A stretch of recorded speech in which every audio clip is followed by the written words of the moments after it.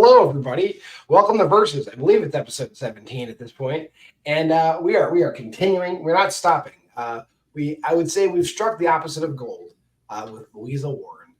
I am JWMaher. That is Will Cohen, and we're not going to rest until we've watched all the movies that this lady has directed for all of the subpar production companies in the Great Britain area. Will, how you doing this evening? Oh, I'm fine. It's you know me. I'm a Jew. I love it when we strike gold, and so whenever we don't strike gold, I'm sad, and I'm really sad because this is all about people like looking for gold, and I never got excited. So you could tell just right there why this movie sucks. Yeah, we dealt with the Leprechaun's game where there was no real game. And now we're dealing with the Leprechaun's curse, where I really don't feel that there's a curse, but here it is. I do. I feel like there's a curse. On the viewers. We're cursed. Yeah, true.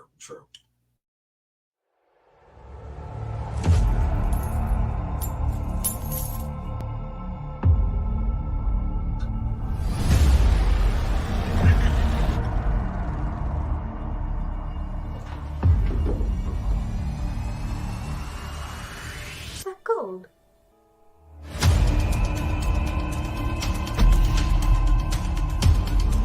I was just curious. I didn't mean to steal anything.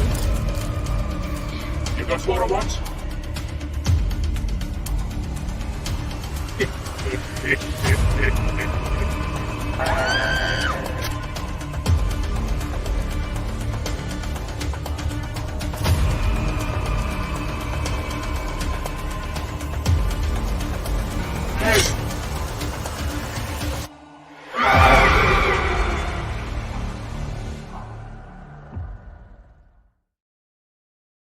At least that trailer's short.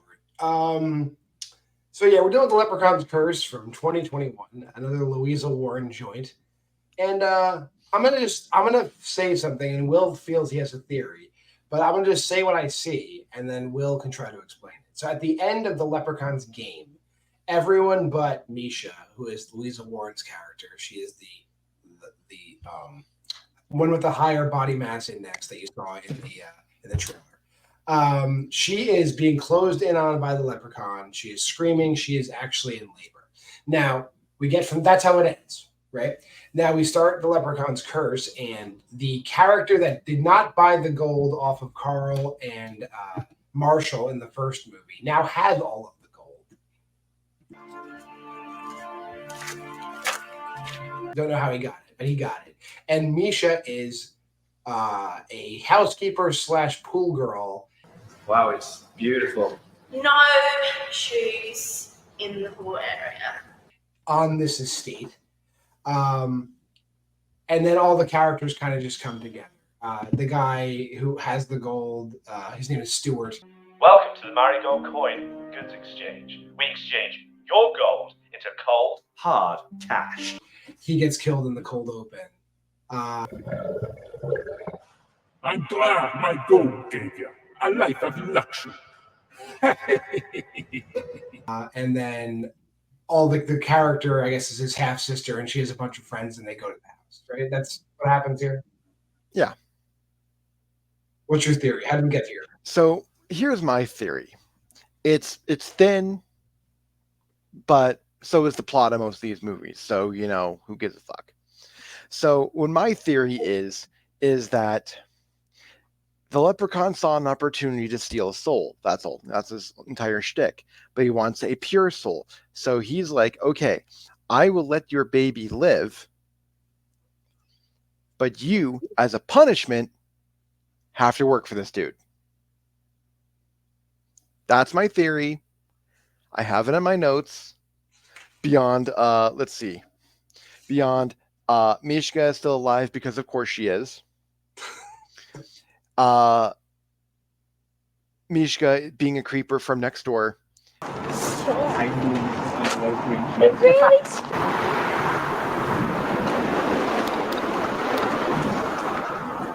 And directly after, so Mishka's punishment is cleaning the floors of the estate? Question mark. I mean, that's a fine theory, I suppose, but it's just very weird because at the end of the movie, the first movie, the leprechaun would have all of his gold back, I imagine. And the other weird thing, and I'm going to this is going to spoil this whole movie again. I don't understand the logic behind how you defeat the leprechaun. If the leprechaun's weakness is 4-leaf clovers, why does it not kill him? Why does it just like put him in a coma for 6 months and he comes back? Damn.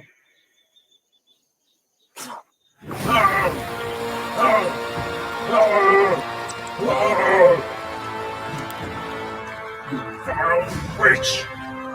Like he was killed with the 4-leaf clover in the first movie, and then like 9 months later he just comes back.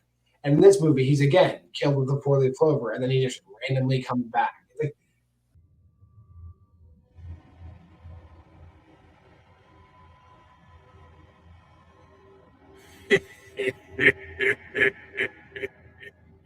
somebody should have put this in their notes at this point. Yeah, it would be great. And correct me if I'm wrong. I think this is the first one of these we've seen for a while now that doesn't include the vlogger. Oh yeah, he wasn't here. He didn't make it. And honestly, this is how you could, this is the only time that you could have cured some of these plot holes. Is like overly explained dumb shit. Bring in Mr. Exposition. Yeah, bring in exposition. It's like I can't do it. I can't do a good impression of him. But just say, hey, here I am. Here's the thing. You thought you could kill him with a 4-leaf clover. You can't. It's only gonna do this. It's only gonna piss him off. It's only gonna do this thing. It's like, dude, that's all you had to do. That's all you had to do. And they failed to do it. It's like, did he and Louisa Warren like break up temporarily? Like, what's going on? Yeah. And the other big plot point that they introduce with no fanfare is now there's like an amulet that can ward off the leprechaun. And the weird thing is the dude who is the gold buyer has positioned the amulet in his house so that the leprechaun can't attack him. And Louisa Warren's character knows this, and she moves the amulet.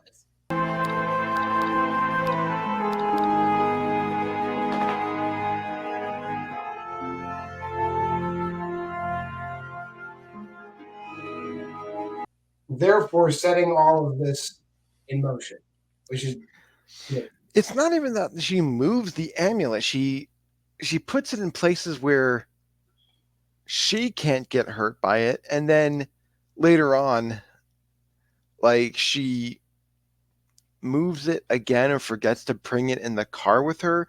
Or if I remember correctly, at one point the leprechaun just goes yoink, now you can't hurt me, ha ha ha ha ha ha.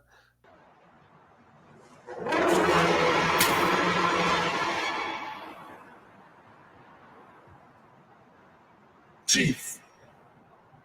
I never touched your gold.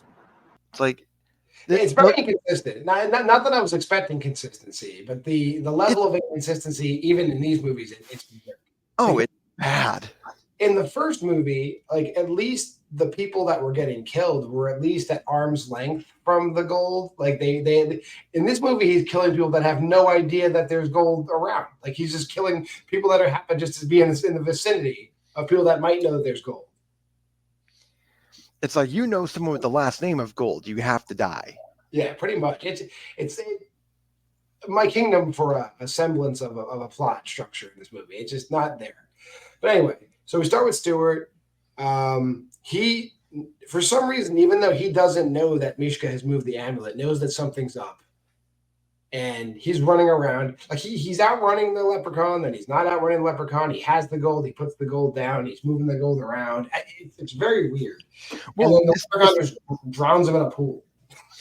So, yeah, first of all, at one point, you actually see the leprechaun do one of these things and sneak by. So it's very clear he's in the house and Stuart does nothing.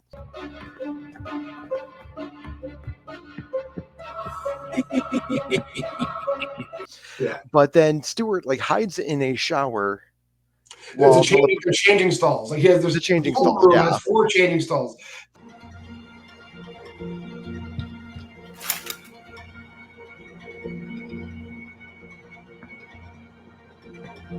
And I don't know. Like, it's one of your typical like bullshit. Like the leprechauns going one by one through the stalls, but like he doesn't even like make a break for it. Like I would have at least made a break for it. It's a shitty hiding spot to begin with, but I'd make a break. Especially since Stewart has like a good like 3 feet on this fucker. Yeah, Like just punch him. give it a shot. Yeah, and he drowns him with the green CGI man. Oh, and the green CGI one is even funnier this time around because this time, like when he does this little like green smoke bullshit, he's coughing up coins because he says if the gold doesn't on you, it's gonna be in you.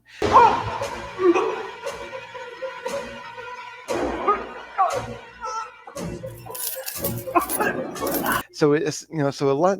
Essentially, he is like making gold appear in his stomach, in his body, Which and happened in the real Leprechaun too. So that's a ripoff. That's a ripoff of Leprechaun 2. That happened exactly. So then he pushes him into the pool, and that's when that's why he drowns. But it's like at the end, he's floating really well for a dude who's like full of gold.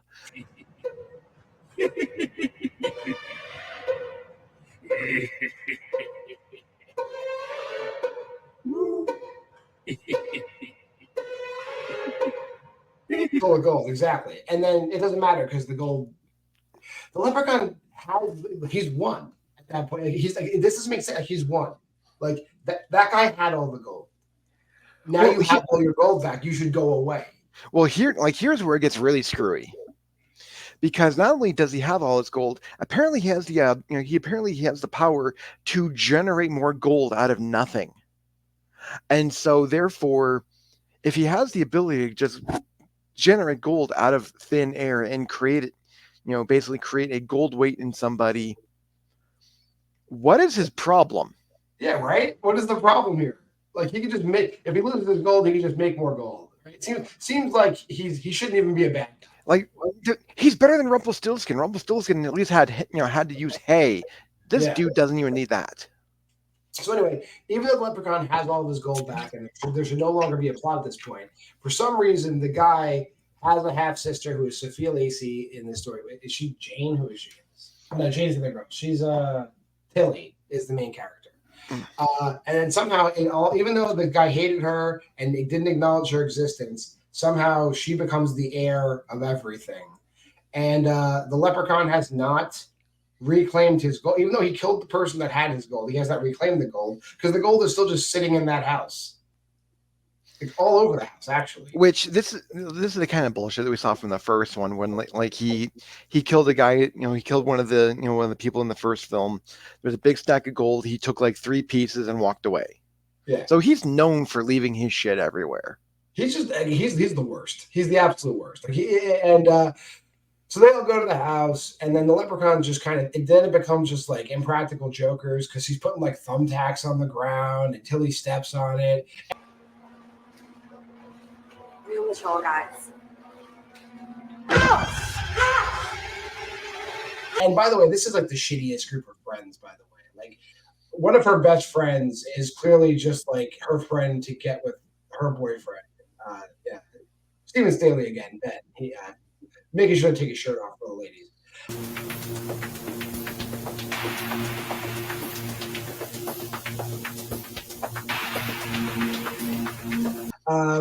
Then you have what? Danielle Rowland, who's Jane, who's the shitty friend, trying to sleep with Ben.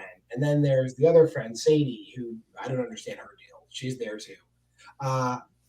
Christy Wanna is her stepmother, who she calls mom. So she's there. I think all these girls are really just here to have scenes where they're wearing bathing suits, pretty much, which I'm okay with, I guess. That's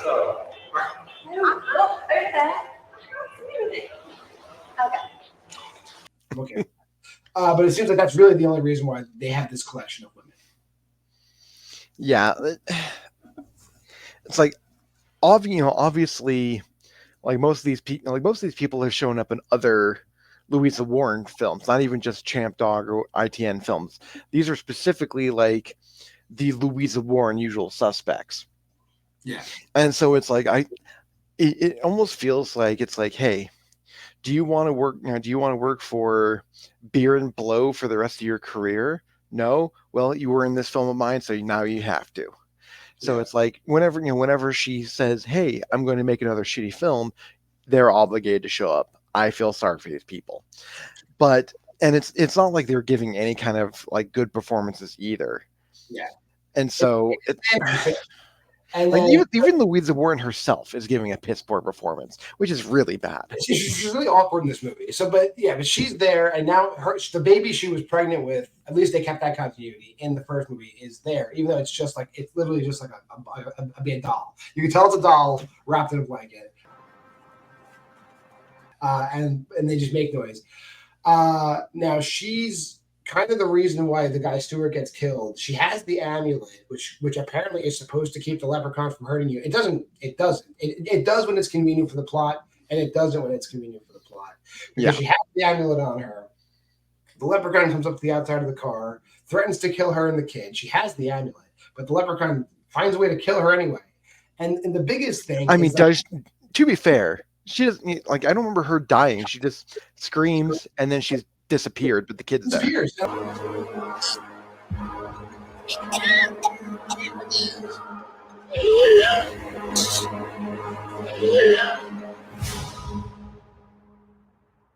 But here's the thing: like, there's so many scenes in this movie where people like are attacked and vanish, and you never see them again. But like, where's the leprechaun putting the bodies? And there's also just for no reason, someone, I guess Mishka, had been growing 4-leaf clovers in like a shed. Oh, it's a clover. Oh, it's a 4-leaf clover. These are known for bringing luck and protection to those who own them. They're just there, like with no explanation. And they're not growing very well, by the way. And nobody there's no person to tell them that that's the leprechaun's weakness, but they figure it out. But I digress. Then, there's gold all over the place. There's gold at Mishka's house, apparently, because there was a person there doing her laundry. And then the leprechaun shows up there and kills that girl.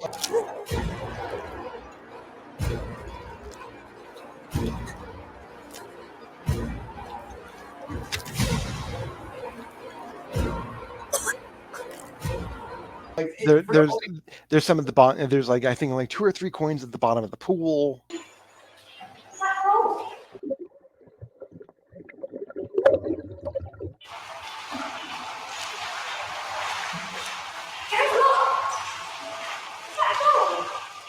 Yeah, there's coins in the pool. It's so weird. This is the biggest Mad Libs bullshit I've ever seen, and I feel bad. Other Louisa Warren movies look like Citizen Kane compared to this shit. Yeah. And whatever. I feel like we're giving too much attention to this movie. Then for some reason it becomes a stupid game of hide and seek. Everybody scatters around the house in the shittiest hiding places you ever imagine. One person's there's a hole in the wall, and the person gets in the hole in the wall and pulls a chair up next to it. But you can clearly see the person hiding there. And then the leprechaun kills her by feeding her pieces of paper.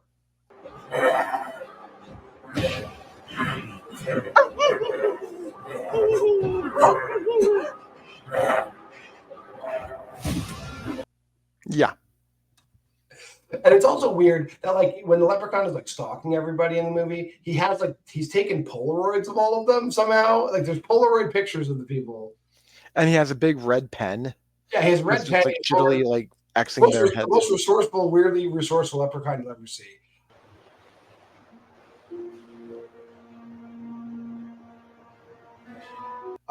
Then the other girl, tries to sleep with the boyfriend. They get caught. Then she's just outside, changed. Leprechaun chases her. She loses her shoe. And in the best practical effects in the movie, I'll give it the one flower it deserves. He knocks her eyeball out and steps on it. That was pretty cool. Okay, that was pretty cool.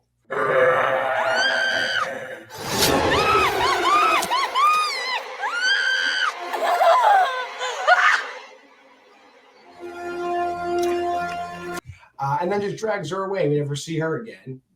The boyfriend, just when the leprechaun's going to get the main character, the boyfriend has the gold and he runs and he throws the bag on the ground. But then when the leprechaun comes again, he has the bag again.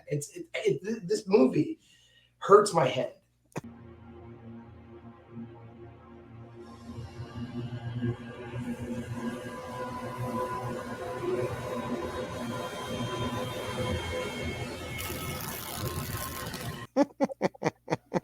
That's absolutely fair. Like it, Yeah. and then in true, in true Champ Dog ITN fashion or whatever, kind of like in the first film, several months later, several months later, the leprechaun just shows up, Yeah. and this scene was even in the trailer where she, Grabs him. he But like, confronts here's the her. weird thing: if they win, I guess they win. They have the amulet, so they can't get hurt. They have all the gold, and they've been using this gold to like go out to dinner.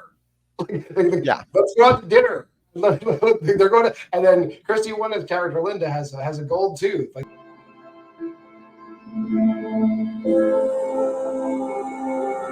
they're just like spending the gold, like the gold that they could not unload in the first movie, the gold that like legitimate gold buyers wouldn't buy off of them. They've figured out. These two ladies have figured out the process to generate like cash out of this.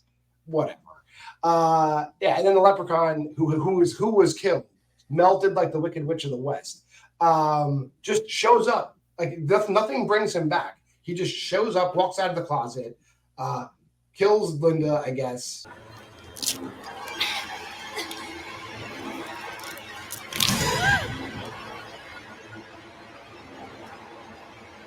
I guess, and then goes downstairs and attacks Tilly, and then credits. Mm-hmm. I guess we're getting another one.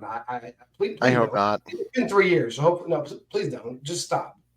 Just stop. I mean, yeah, like there's every single time one of these things ends on it, that bitchy of a cliffhanger. I feel like that's odd pit in my stomach is like, God, they're gonna do another one, aren't they? They're just cooking it up. Just end the fucking movie. It's okay. Like, either have them, and this is for every single ITN like movie.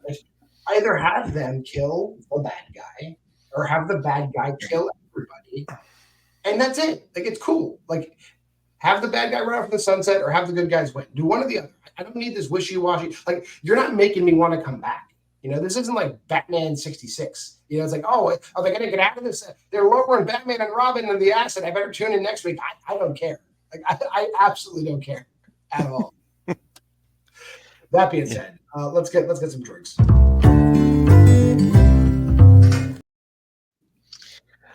Oh yeah, like we always do after one of these things. We always need a big old stiff drink after this, and luckily our friends over at food.com have supplied us with our drink of the week, which is aptly called the Lucky Leprechaun.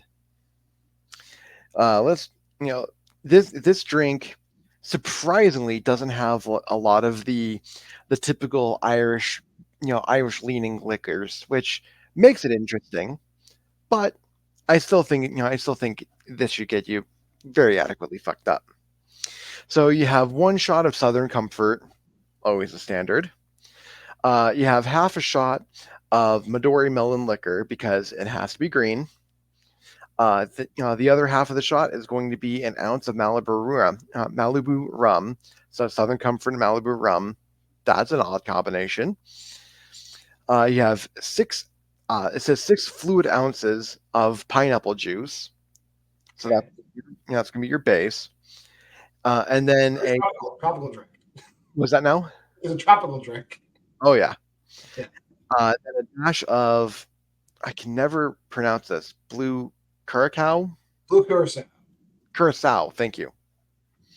And then, of course, for just a little added green, a lime wedge for garnish. All right. I'm going to start us off.